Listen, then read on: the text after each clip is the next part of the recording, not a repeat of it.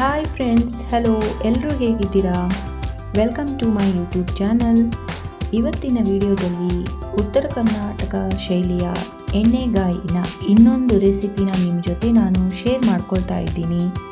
ಈಗಾಗಲೇ ನಿಮ್ಮ ಹತ್ರ ಒಂದು ಉತ್ತರ ಕರ್ನಾಟಕ ಶೈಲಿಯ ಎಣ್ಣೆಗಾಯಿ ರೆಸಿಪಿನ ಆಲ್ರೆಡಿ ಒಂದು ಶೇರ್ ಮಾಡಿದ್ದೀನಿ. ಬಟ್ ಇದು ಸ್ವಲ್ಪ ಡಿಫ್ರೆಂಟ್ ಆಗಿದೆ, ತುಂಬಾ ಈಸಿ ಕೂಡ ಇದೆ. ಸೊ ಬನ್ನಿ, ಇದಕ್ಕೆಲ್ಲ ಏನು ಬೇಕು ಅಂತ ನಾವು ನೋಟ್ ಮಾಡೋಣ.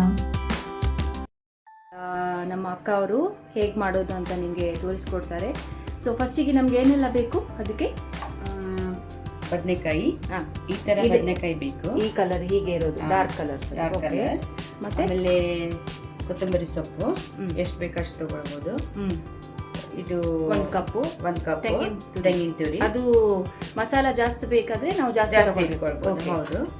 ಇದು ಹಸಿ ಶುಂಠಿ, ಬೆಳ್ಳುಳ್ಳಿ ಒಂದು 3-4, ಒಂದು ಇಂಚಷ್ಟು ಸುಮಾರು ಚಕ್ಕೆ. ಇದು ಹಸಿಮೆಣಸಿನಕಾಯಿ. ನಿಮ್ಗೆ ಬೇಕಷ್ಟು ಖಾರಕ್ಕೆ ತಕ್ಕ ನಾವು ಜಾಸ್ತಿ ಮಾಡ್ಕೊಳ್ಬಹುದು. ಆಮೇಲೆ ಇದು ಈಗ 1 ಕಪ್ಪಿಗೆ ನೀವು ಈ ಅಳತೆ ತಗೊಂಡಿದ್ದೀರಾ. ಜಾಸ್ತಿ ಕೊಕೊನಟ್ ತಗೊಂಡ್ರೆ ಇದೆಲ್ಲ ಸ್ವಲ್ಪ ಕ್ವಾಂಟಿಟಿ ಜಾಸ್ತಿ ತಗೊಳ್ಬಹುದು. ಕರೆಕ್ಟ್. ಮತ್ತೆ ಈರುಳ್ಳಿ ಎಷ್ಟು ತಗೊಂಡಿದ್ದೀರಾ? ಇದು ಒಂದು ಹುಣಸೆ ಹುಳಿ. ಓಕೆ, ಈರುಳ್ಳಿ ಕಟ್ ಮಾಡಿದ್ದೀರಾ? ಎಷ್ಟು ಈರುಳ್ಳಿ? 2 ಈರುಳ್ಳಿ ಕಟ್ ಮಾಡಿ ಇಟ್ಕೊಂಡಿದ್ದೀನಿ. 2 ಈರುಳ್ಳಿ ಈ ಕ್ವಾಂಟಿಟಿಗೆ, ಒಂದು ಕೊಕೊನಟ್ ಕಪ್ ಕೊಕೊನಟ್. ಹೌದು. ತುರಿಗೆ. ಆಮೇಲೆ ಇದೆಲ್ಲ ಏನು? ಇದು ಒಗ್ಗರಣೆಗೆ. ಒಗ್ಗರಣೆ ಸಾಸಿವೆ, ಸ್ವಲ್ಪ ಕರಿಬೇವು, ಜೀರಿಗೆ. ಆಮೇಲೆ ಇದು ಗುರೆಳ್ಳು ಚಟ್ನಿ ಅಂತ ಹೇಳಿ ಚಟ್ನಿ ಪುಡಿ ಸಿಗುತ್ತೆ, ಇದು ಮಾರ್ಕೆಟ್ ನಲ್ಲಿ. ಗುರೆಳ್ಳು ಚಟ್ನಿ. ಗುರೆಳ್ಳು ಚಟ್ನಿ ಅಂದ್ರೆ ಇದು ಹಾಕಿದ್ರೆ ಇದು ಹಾಕ್ಲೇಬೇಕು. ಇದು ಹಾಕಿದ್ರೆ ತುಂಬಾನೇ ಟೇಸ್ಟ್ ಇರುತ್ತೆ, ಟೇಸ್ಟ್ ಬರುತ್ತೆ. ಓಕೆ, ಅದ್ರ ಬದಲು ಬೇರೆ ಏನಾದ್ರು ಸಪೋಸ್ ಸಿಗ್ಲಿಲ್ಲ ಅಂದ್ರೆ ತೊಂದರೆ ಇಲ್ಲ, ಹಾಕೊಳ್ಬಹುದು. ಸಾಂಬಾರ್ ಪೌಡರ್ ಏನಾದ್ರು ಇದ್ರೆ ಹಾಕೊಳ್ಳಿ. ಓಕೆ. ಇದು ಸಿಗದಿದ್ರೆ ಸಾಂಬಾರ್ ಪೌಡರ್ ಕೂಡ ನೀವು ಆಡ್ ಮಾಡಬಹುದು. ಓಕೆ, ಈಗ ನೆಕ್ಸ್ಟ್ ಏನು ಮಾಡಬೇಕು? ಇವಾಗ ಬದನೆಕಾಯಿ ಈ ಥರ ಕಟ್ ಮಾಡ್ಕೊಳ್ತೇನೆ. ಇದೆಲ್ಲ ತೆಗೆದು ಓಕೆ, ಇದನ್ನ ಈ ಥರ ಕಟ್ ಮಾಡ್ಕೊಳ್ತೇನೆ.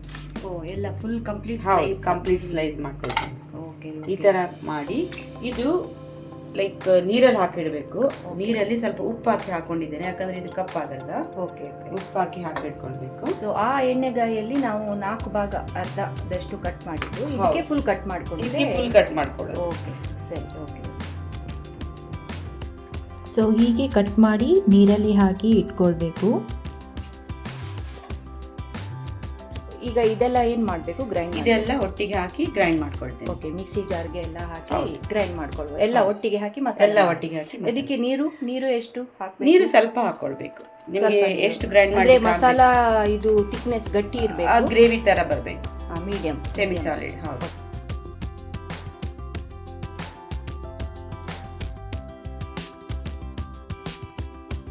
ಸೊ ಈಗ ನೀವು ಕುಕ್ಕರ್ ಅಲ್ಲೇ ಮಾಡ್ತಾ ಇದ್ದೀರಾ? ಹೌದು. ಬೇಗ ಸ್ವಲ್ಪ ಎಣ್ಣೆ ಎಷ್ಟು? ಎಣ್ಣೆ ಸ್ವಲ್ಪ ಒಂದು 3-4 ಚಮಚ ಹಾಕೊಳ್ಳಿ. ಎಣ್ಣೆಗಾಯಿ ಎಲ್ಲ.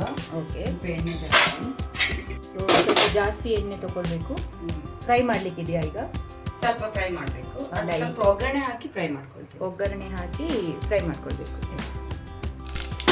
ಸೊ ಇಲ್ಲಿ ಒಗ್ಗರಣೆಗೆ ಸಾಸಿವೆ, ನೀವು ಕರಿಬೇವು ಮತ್ತೆ ಜೀರಿಗೆ ಆ್ಯಡ್ ಮಾಡಿದ್ದೀರಿ. ಮತ್ತೆ ಆಮೇಲೆ ಇವಾಗ ಈರುಳ್ಳಿ ಹಾಕ್ಕೊಳ್ತೀನಿ. ಓಕೆ, ಈರುಳ್ಳಿ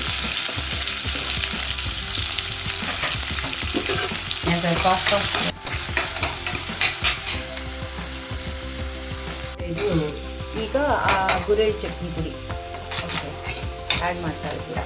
ಸೊ ಇದು ಸಿಗದೇ ಇದ್ರೆ ಸಾಂಬಾರ್ ಪೌಡ್ರು, ಮೆಣಸಿನ ಪೌಡಿ ಹಾಕ್ಕೊಳ್ಬೋದು. ಸೊ ಇದು ಹಾಕಿದರೆ ಒಂದು ಟೇಸ್ಟ್ ಸ್ವಲ್ಪ ಜಾಸ್ತಿ ಟೇಸ್ಟ್ ಇರುತ್ತೆ. ಸೊ ಇಲ್ಲಿ ನೋಡಿ ಒಳ್ಳೆ ಫ್ರೈ ಆಗ್ತಾ ಇದೆ. ಓಕೆ, ಈಗ ಆ್ಯಡ್ ಮಾಡ್ಕೊಳ್ಳಿ. ಓಕೆ, ಸೊ ಎಲ್ಲ ಬದನೆಕಾಯಿ ಕಟ್ ಮಾಡಿ ಇಟ್ಟಿದ್ರು ಪೀಸಸ್ನ ಆ್ಯಡ್ ಮಾಡಿದ್ರು. ಓಕೆ, ಸ್ವಲ್ಪ ಫ್ರೈ ಆಗಬೇಕು. ಒಂದು 2-3 ನಿಮಿಷ ಲೈಟಾಗಿ ಫ್ರೈ ಮಾಡ್ಕೊಂಡು. ಉಪ್ಪು ಸ್ವಲ್ಪ ಸಾಫ್ಟ್ ಆಗಬೇಕು. ಸಾಲ್ಟ್ ಈಗ ಹಾಕಬೇಕಾ? ಇಲ್ಲ ಮಸಾಲ ಈಗ ಸ್ವಲ್ಪ ಸಾಲ್ಟ್ ಹಾಕೊಳ್ತೇನೆ. ಆಮೇಲೆ ಮತ್ತೆ ಸ್ವಲ್ಪ ಹಾಕೋದು. ಓಕೆ, ಇದು ಬೇಗ ಸಾಫ್ಟ್ ಆಗುತ್ತೆ ಅದು. ಓಕೆ ಓಕೆ, ಸಾಫ್ಟ್ ಆಗ್ಲಿಕ್ಕೋಸ್ಕರ ಈಗ ಸ್ವಲ್ಪ ಆ್ಯಡ್ ಮಾಡಿಕೊಂಡು ಹೌದು, ಆಮೇಲೆ ಮತ್ತೆ ಸ್ವಲ್ಪ ಆ್ಯಡ್ ಮಾಡ್ಕೊಳ್ಬೇಕು ಮಸಾಲ ಹಾಕಿದ್ದೀವಿ. ಕರೆಕ್ಟ್. ಓಕೆ ಇವಾಗ ಇದು ಸಾಫ್ಟ್ ಆಗಿದೆ. ಓಕೆ, ನೋಡಿ ಸ್ವಲ್ಪ ಕಲರ್ ಚೇಂಜ್ ಆಗಿದೆ. ಕಲರ್ ಇದೆಲ್ಲ ಮಸಾಲ ಗ್ರೈಂಡ್ ಮಾಡಿದ ಮಸಾಲ ಹಾಕೊಳ್ತೇನೆ. ಮಸಾಲ ಈಗ ಆ್ಯಡ್ ಮಾಡಬೇಕು. ಲೈಟ್ ಅದು ಕಲರ್ ಚೇಂಜ್ ಆಗ್ತದೆ ಈ ಮಸಾಲ ಹಾಕೋ ಟೈಮ್. ಓಕೆ, ದೆನ್ ಮಸಾಲೆಗೆ ತಕ್ಕಂತೆ ಓಕೆ. ಉಪ್ಪು. ಆಲ್ರೆಡಿ ಒಂದು ಸ್ವಲ್ಪ ಉಪ್ಪು ನಾವು ಆ್ಯಡ್ ಮಾಡಿದ್ವಿ. ಹೌದು. ಈಗ ಒಂದು ಅಂದಾಜಲ್ಲಿ ಹಾಕಿ ಟೇಸ್ಟ್ ಮಾಡಿ ಮತ್ತೆ ಪುನಃ ಆ್ಯಡ್ ಮಾಡ್ಬೋದಲ್ವಾ? ಕರೆಕ್ಟ್. ಓಕೆ, ಖಾರ ಕಮ್ಮಿ ಜಾಸ್ತಿ ಮಾಡ್ಕೊಳ್ಬೇಕಾದ್ರೆ ಮೆಣಸು ಜಾಸ್ತಿ ಕಡಿಮೆ ಮಾಡ್ಕೊಳ್ಳಿ. Okay okay. ಈಗ ಸ್ವಲ್ಪ ನೀರು ಕೂಡ ಆ್ಯಡ್ ಮಾಡ್ಬೋದು ಅದಕ್ಕೆ. ಹೌದು, ನೀರು ಆ್ಯಡ್ ಮಾಡಿ. ಸೊ ಮಿಕ್ಸಿ ಜಾರ್ನಲ್ಲಿ ಈಗ ಸ್ವಲ್ಪ ಮಸಾಲ ಕೂಡ ಇದೆ, ಅದಕ್ಕೆ ಸ್ವಲ್ಪ ನೀರನ್ನು ಆ್ಯಡ್ ಮಾಡ್ತಾ ಇದ್ದಾರೆ. ತುಂಬ ಗ್ರೇವಿ ಆಗಬಾರ್ದು, ತಿಕ್ಕಾಗಿರ್ಬೇಕಲ್ವಾ ಇದು? ಹೌದು, ಮೀಡಿಯಮ್. ಇದು ಮೀಡಿಯಮ್ ಗ್ರೇವಿ, ಸ್ವಲ್ಪ ಗ್ರೇವಿ ಬೇಕು. ಓಕೆ, ಇದು ರೊಟ್ಟಿಗೆ ಚೆನ್ನಾಗಿರುತ್ತೆ. ರೊಟ್ಟಿಗೆ. ಓಕೆ, ಸೊ ಕುಕ್ಕರಲ್ಲಿ ಈಗ ಎಷ್ಟು ಒಂದು ವಿಸಿಲ್ ಒಂದು ವಿಸಿಲ್ ತಗೊಂಡ್ರೆ ಸಾಕು. ಒಂದು ವಿಸಿಲ್ ಅಷ್ಟು ಈಗ ಬಾಯ್ಲ್ ಮಾಡಬೇಕು. ಓಕೆ, ಕುಕ್ಕರ್ನಲ್ಲಿ ಮಾಡೋದಾದರೆ ಒಂದು ವಿಸಿಲ್ ತಕ್ಕೊಂಡ್ರೆ ಸಾಕು. ಈಗ ಎಣ್ಣೆಗಾಯಿ ರೆಡಿಯಾಗಿದೆ. ವಾವ್, ಸೂಪರ್ ಆಗಿದೆ ಅಂತ ಅನಿಸುತ್ತೆ ಫ್ರೆಂಡ್ಸ್. ಈಗ ಇದು ಜೋಳದ ರೊಟ್ಟಿ ಜೊತೆ ಒಳ್ಳೆ ಕಾಂಬಿನೇಷನ್. ಸೊ ಹೇಗಿದೆ ಅಂತ ನೋಡೋಣ. ನಮ್ಮ ಅಕ್ಕ ಅವರು ಹೇಳ್ತಾರೆ ಈಗ ನಿಮಗೆ. ತುಂಬ ಒಳ್ಳೆಯ ಒಂದು ಎಣ್ಣೆಗಾಯಿ ಉತ್ತರ ಕರ್ನಾಟಕ ಸ್ಪೆಷಲ್ ರೆಸಿಪಿ ಒಂದು ನೀವು ಹೇಳಿಕೊಟ್ಟಿದ್ದೀರಾ. ನಿಮಗೆ ತುಂಬ ಥ್ಯಾಂಕ್ಸ್. ಟೇಸ್ಟು ಅಷ್ಟೇ ಚೆನ್ನಾಗಿದೆ. ಇದು ರೊಟ್ಟಿ ಜೊತೆನೇ ತುಂಬ ಚೆನ್ನಾಗಿ ಕಾಂಬಿನೇಷನ್ ಅಂತ ಅಕ್ಕಿ ಕಾಣಿಸ್ತಿದೆ. ರೊಟ್ಟಿ ಜೊತೆನೂ ಚೆನ್ನಾಗಿದೆ. ಅಕ್ಕಿ ರೊಟ್ಟಿ. ಓಕೆ, ಮತ್ತು ರೈಸ್ಗೆ ಕೂಡ ರೈಸಿಗೂ ಚೆನ್ನಾಗಿರುತ್ತೆ. ಚೆನ್ನಾಗಿದೆ. ರೈಸ್ ಮಿಕ್ಸ್ ಮಾಡಿನೂ ಊಟ ಮಾಡ್ತೀವಿ. Okay okay.